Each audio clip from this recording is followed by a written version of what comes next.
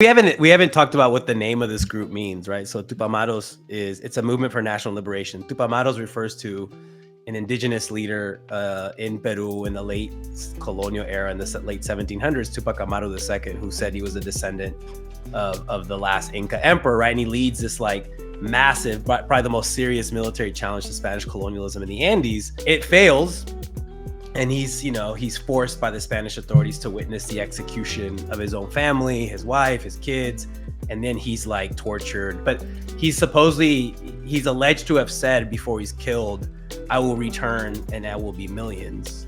And this is Tupac's namesake, right? Tupac's namesake, yeah. So Tupamaro II. So it's interesting. So that's been used, by social movements throughout Latin America since then to think about the relationship between the past and inspiring and continue to inspire resistance in the present and in the future, right? So, I think that last scene really captures that.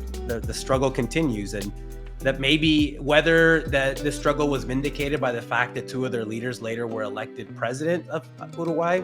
They did return in millions, I guess, in a sense, millions of voters. And Tupamaros to this day, Tupamaros have, if you watch interviews with them or you read interviews with them, they'll say like, well, yeah, the context and the situation has changed today where parliamentary democracy is an option. So we obviously have to adjust our tactics for political change. And this is why they had two presidents. Whereas in the late 60s and early 70s, it wasn't a similar situation.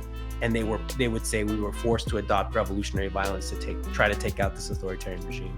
You have to read your strategy from the terrain of the situation. And it's like, it has to match the situation ultimately. If that means 9 times out of 10 violence is counterproductive, then so be it. That's for the social scientists to figure out. But it's like the strategy has to match the terrain,